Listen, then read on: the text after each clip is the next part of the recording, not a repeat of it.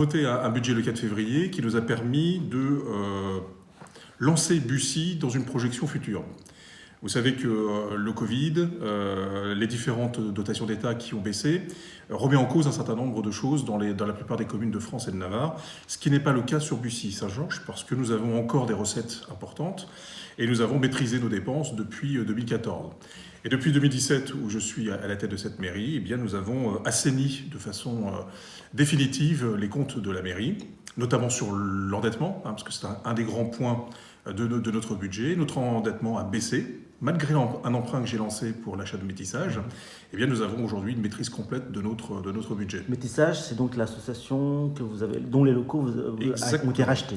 Nous étions locataires, nous l'avons acheté, et malgré cet achat de 6 millions, eh bien, j'ai un endettement qui se poursuit même dans l'année 2021. C'est un endettement sur...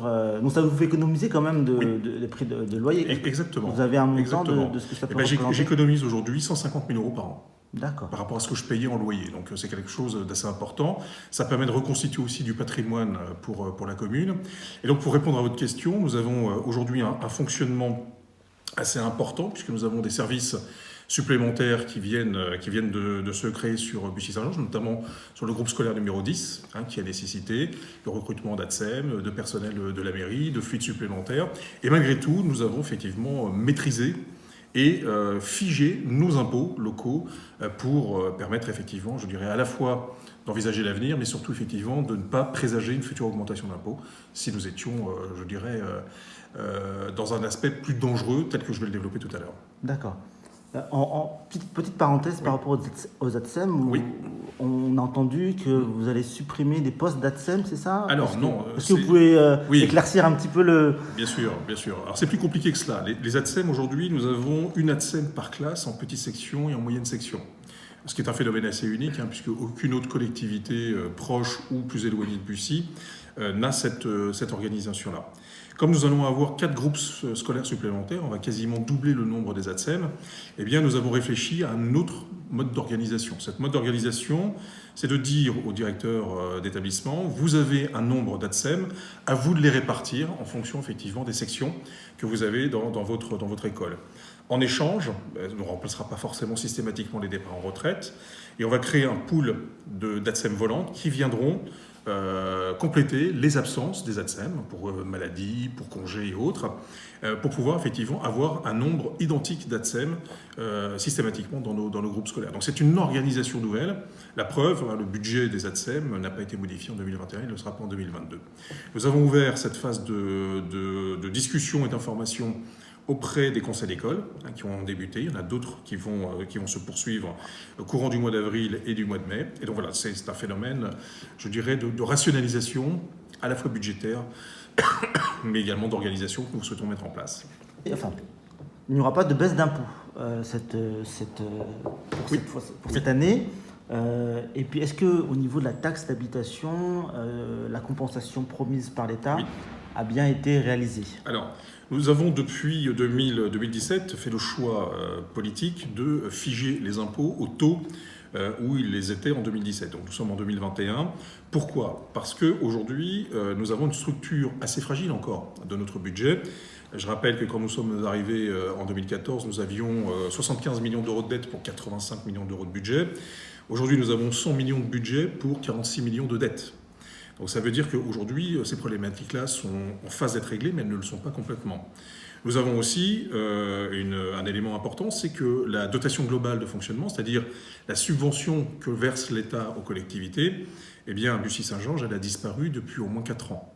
Ça veut dire 8 millions cumulés de pertes pour Bussy-Saint-Georges. Et ensuite, nous avons cette problématique de la taxe d'habitation. Nous touchions 8 millions d'euros. L'État, aujourd'hui, a compensé intégralement la situation de Bussy-Saint-Georges, c'est-à-dire que nous avions 8 millions d'euros, on va toucher, avec la disparition de la taxe d'habitation, la taxe foncière du département, mais les comptes n'y étaient pas, donc on a un coefficient correcteur qui fait que 1,8 million ont été rajoutés au pot, si je puis dire, pour compenser la ville de Bussy-Saint-Georges. Mais ça reste une compensation à la main de l'État. Il n'est pas dit que demain, effectivement, cette compensation soit à la même hauteur du nombre d'habitants qui auraient payé la taxe d'habitation que nous allons avoir année après année. Je rappelle que sur Bussy, c'est 500 logements, donc c'est près de 1000 habitants par an qui vont venir nous rejoindre. Si l'État décide de ne pas compenser ces 1000 habitants dont une partie paierait la taxe d'habitation, vous imaginez que ça va occasionner un grand danger pour notre budget. Donc c'est la raison pour laquelle je préfère être prudent pour le moment. En tout cas, on a la possibilité tous les ans, en tout cas l'État a la possibilité tous les ans de remettre en cause effectivement cette compensation. Et c'est ce que j'ai dit lors du dernier conseil municipal. Les lois de décentralisation qui ont commencé en 82, l'État transfère aux collectivités des compétences. Jamais l'État a maintenu dans le temps la compensation effectivement de ce transfert. Donc soyons très prudents, et ça c'est mon rôle de politique, c'est mon rôle de maire, que d'avertir effectivement que tant que nous n'avons pas des recettes supplémentaires, eh bien nous ne pourrons pas baisser les impôts. Perte des recettes aujourd'hui pour la ville serait extrêmement dangereux. Donc nous aurons à partir de 2024 la ZAC de la Rocherie, qui est une zone d'activité économique de 700 000 m², qui va produire ses premiers effets. On va commencer à commercialiser entre 2023, 2024, 2025. Eh bien, nous aurons cette manne fiscale qui va nous permettre de baisser les impôts. Donc, plus les impôts vont rentrer parce que les entreprises s'installent à Bussy, plus, je mettrai en place le cercle vertueux de la baisse des impôts, mais pas pour l'instant. Et combien de temps va durer cet assainissement de la dette, enfin des finances de la ville? Parce que je pense que c'est... Vous avez une évaluation? Voilà, il y en a encore pour quelques années, c'est-à-dire que 46 millions d'euros de dette, c'est encore très important pour des communes de notre strate. Donc je pense que 4-5 ans encore d'efforts sur la partie endettement nous permettra de voir les choses de façon plus claire. Aujourd'hui, c'est ces incertitudes-là qui me font dire qu'il est extrêmement dangereux de modifier, ne serait-ce que d'1 centime d'euro, la recette fiscale, parce que nous aurons besoin de la mobilisation de l'ensemble des efforts des luxembourgeois pour assurer un service public qui est quand même de forte qualité à Bussy. Votre budget a-t-il été impacté par le Covid ? Bien sûr, bien sûr. Dès mars 2020, nous avons fait en sorte que les luxembourgeois puissent être dotés très rapidement de masques, de gel, que ce soit les commerçants, que ce soit nos agents des services qui ont toujours fonctionné, et que ce soit également les luxembourgeois. Donc aujourd'hui, c'est 532 000 euros qui ont été dépensés entre mars 2020 et avril 2021, qui ont été répartis sur différentes choses. Les masques que nous avons offerts aux enfants, les masques que nous avons offerts aux luxembourgeois, c'est 85 000 masques qui ont été distribués. Une partie livrée par la région, une partie livrée par une association chinoise qui est en contact avec la ville et qui nous a offert 30 000 masques. Et puis ensuite, nous avons fait acheter les visières pour les enfants, le plexiglas pour les services. Nous avons remboursé les spectacles qui avaient été payés aux artistes, effectivement, et notamment avec les réservations faites aux luxembourgeois. Donc le tout mêlé, c'est 532 000 euros qui ont été dépensés par la commune. D'accord, très bien. Alors revenons à des sujets un peu plus qui concernent un peu plus la vie quotidienne, même si les impôts c'est la vie quotidienne des luxembourgeois. En particulier la rue Jean Monnet. Alors j'ai eu des riverains qui m'ont appelé pour me dire qu'ils avaient essayé, qu'il y a pas mal de problèmes de nuisance, qu'ils ont appelé la police municipale qui apparemment les a renvoyés à la police nationale. Apparemment, il y a un cafouillage. Est-ce que vous pouvez éclaircir un petit peu Bien sûr. Alors, le problème? C'est pas forcément un cafouillage. C'est-à-dire qu'en fonction du type de fait qui se met sur cette rue-là, alors c'est une des rues emblématiques. Pourquoi? Parce que nous avons beaucoup de commerces, et notamment de restauration. Et nous avons clairement, depuis l'apparition du Covid en mars dernier, les livraisons à domicile qui se sont mis en place. Et nous avons des véhicules qui stationnent, des personnes qui attendent la production pour ensuite aller le livrer. Donc il y a des gens qui stationnent mal, donc ça crée effectivement des embouteillages. Et puis le click and collect, ou en tout cas les livraisons, se font également après 19h. Donc on a eu des tapages nocturnes qui ont été identifiés. Donc c'est une zone commerciale et commerçante, effectivement, qui pose des problèmes à la fois de stationnement, de stagnation sur les voiries, etc. J'ai fait installer une caméra de vidéosurveillance entre la rue des Chalons et la rue Jean Monnet, justement pour aussi avoir une visibilité de ce genre de choses. Nous avons une boutique, dont je tairai le nom pour l'instant parce que nous sommes en contentieux avec eux, notamment sur les horaires d'ouverture et de fermeture, et qui, à elle seule, focalise un certain nombre de nuisances.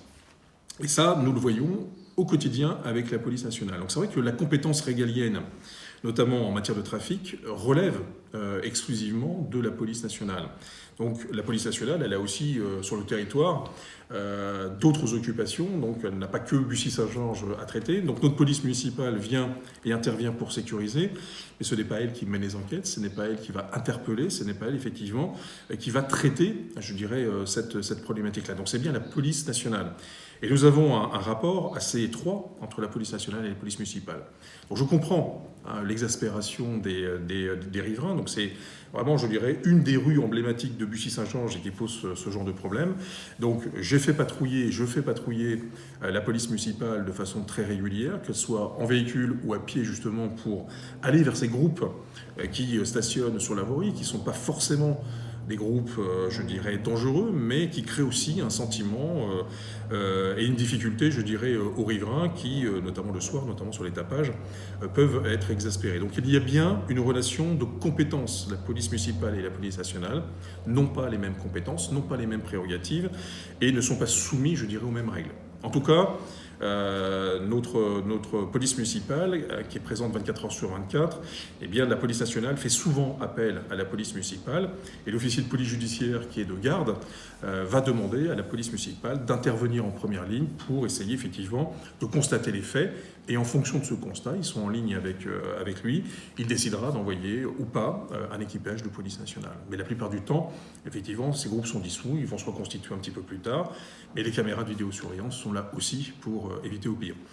Il y a des verbalisations. Alors, il y a des verbalisations, il y a eu des véhicules effectivement aussi qui ont été dégagés parce que justement ils étaient en infraction avec le stationnement. Donc il y a des choses qui se passent, mais c'est vrai que je peux comprendre que les Luxembourgeois soient exaspérés, notamment quand tous les soirs vous avez des véhicules qui stagnent en attente de livraison. Et les gens parlent, les gens boivent un café, s'expriment, et ça peut effectivement créer ce genre de choses. Donc nous luttons contre les incivilités, nous luttons contre les trafics avec les moyens qui sont les nôtres, et notamment la présence policière, mais le reste relève effectivement de la police nationale. Donc pour moi, je suis en charge avec mes élus et avec mes services de cette transmission et de ce relais entre la police municipale et la police nationale. Vous avez eu le commissaire de l'ANI récemment ? Oui. Nous échangeons, nos services échangent tous les mardis. Pas que Bussy-Saint-Georges, mais l'ensemble des villes de la circonscription du commissariat de Chessy de Lagny, justement pour échanger là-dessus. Donc le commissariat est parfaitement informé d'un certain nombre de choses, et il y a des enquêtes qui sont faites par la police nationale qui nécessitent quelquefois malheureusement une non-intervention pour simplement effectivement que l'enquête se déroule. Donc c'est difficile à faire comprendre, mais il faut de la patience pour qu'on puisse effectivement arriver à cela. Donc c'est vrai que la présence de commerces qui facilitent les nuisances, quelquefois effectivement n'aide pas non plus. Donc c'est un effet secondaire et collatéral de la Covid, c'est que un certain nombre de ces commerces pour l'instant effectivement sont fermés. Donc ça facilite aussi, je dirais, la vie des Luxembourgeois, mais ça va reprendre à partir du mois de mai, donc on sera extrêmement vigilant à cette reprise. D'accord, très bien. Alors, on a parlé d'une décharge à ciel ouvert à Bussy-Saint-Georges. Oui. Est-ce que vous pouvez nous expliquer un petit peu ce que c'est ? Oui, bien sûr. Alors, M. Masson s'amuse à créer des polémiques là où il n'y en a pas, et c'est un phénomène qu'il connaît parfaitement, puisqu'il a fait partie de la majorité pendant très longtemps. Qu'est-ce qui se passe ? Au niveau des services techniques, nous avons une brigade qui est amenée à ramasser les déchets qui sont sur la voirie, notamment lorsque le Citrem est passé, donc les bennes sont passées et que les encombrants sont passés. Il y a des petits malins qui s'amusent à laisser les poubelles juste après le départ du camion ou à laisser les encombrants. Donc nous ramassons, et c'est l'engagement que j'avais pris auprès des Luxembourgeois, donc la ville ramasse l'ensemble de ces déchets, et pour éviter des coûts prohibitifs, une benne de plusieurs mètres cubes, ça coûte extrêmement cher à transporter, donc nous stockons de façon très provisoire au sein du centre technique municipal, donc dans la zone industrielle, les déchets que nous collectons suite aux incivilités avant de les emmener directement au Citrem. Donc ça, c'est un accord que nous avons avec le Citrem là-dessus. On va régler la problématique des déchets verts. Donc aujourd'hui, quelqu'un qui va tondre ou qui va élaguer ses arbres a la possibilité de stocker les déchets verts sur la voirie, prévenir la commune vient les ramasser, les stocke et ensuite va les déposer au Citrem ou à la déchetterie. Donc en fait, c'est une plateforme provisoire qui est nettoyé de façon très régulière.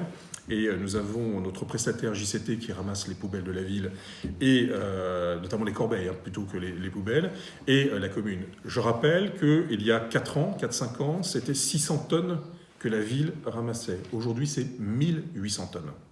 Donc vous imaginez bien effectivement que cela occasionne un coût, et que ce coût, on essaye aussi effectivement de le rentabiliser, notamment en attendant que la benne soit pleine pour pouvoir effectivement la transporter. Donc ce n'est pas une décharge, ce n'est pas une déchetterie, c'est une plateforme de stockage en attendant le départ vers les déchetteries.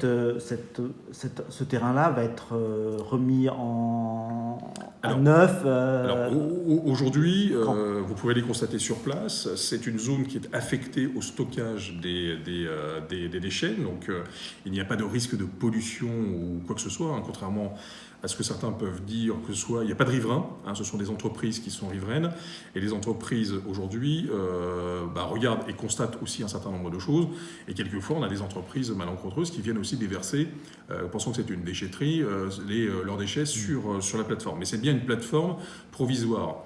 Nous allons modifier le PLU, j'étais avec le CITREM la semaine dernière, pour créer une déchetterie, notamment une déchetterie verte, au sein de Bussy-Saint-Jean, dans une zone industrielle. Et pour l'instant, le PLU ne permet pas d'avoir une déchetterie ou une décharge constante. Aujourd'hui, effectivement, cette plateforme-là, c'est un lieu de stockage, comme je le dis, extrêmement provisoire, où les déchets sont stockés. Sinon, effectivement, clairement, les déchets seraient encore sur la voirie. Et moi, je ne souhaite pas, effectivement, que les déchets soient sur la voirie. À partir du moment où il y a des déchets, ça appelle les déchets. Ensuite, on aurait des dépôts sauvages, que l'on a très peu sur notre commune. Mais c'est suite aux incivilités, 1800 tonnes. C'est-à-dire que par rapport à il y a 4 ans, on est passé de 600 à 1800. Donc vous imaginez, effectivement, si je laissais ça, moi, sur la voirie, en attendant que les gens les transportent en déchetterie, on aurait une ville extrêmement sale, ce qui n'est pas le cas aujourd'hui. D'accord. Dernière question, la réhabilitation de la ferme Génitois. Oui. Où est-ce que ça en est ? Alors, la ferme du Génitois, c'est un vieux dossier qui a une vingtaine d'années. Où est-ce qu'on en est aujourd'hui ? Donc, il y a 1 an, le permis de construire de la société DSI est tombé pour caducité. C'est-à-dire que pendant 5 ans, comme il ne s'est rien passé, eh bien, le permis de construire est tombé. Donc aujourd'hui, la société DSI est en phase de représenter à la commune un nouveau PC. Alors c'est un PC, un permis de construire, qui se réalise en accord avec les architectes des bâtiments de France, l'ABF. Donc c'est des PC particulièrement complexes, je dirais, à mettre en œuvre, à caler. Donc voilà, donc pour l'instant, on est plutôt sur cette phase de reconstitution d'un permis de construire, donc qui sera, je pense, déposé en 2021 et qui enchaînera ensuite sur une phase de travaux. Alors, il est vrai qu'à une certaine époque, la ferme du Génitois était au milieu de nulle part. Aujourd'hui, l'urbanisation du Sycomore rejoint la ferme du Génitois, donc j'insiste sur le fait qu'il est urgent que cette ferme puisse être réhabilitée. Donc il y a une part ancienne qui va être reconstruite, et puis une partie nouvelle, de nouveaux logements, effectivement, qui sera également déposée en un seul PC, pour éviter qu'on fasse l'un et pas l'autre. Donc je suis bien effectivement sur un seul PC avec 2 phases, une phase ancienne de réhabilitation, qui est très complexe, je l'accorde, et une phase nouvelle de construction de logements. Donc voilà, nous sommes là aujourd'hui, et je souhaite que ça puisse se réaliser rapidement. Merci.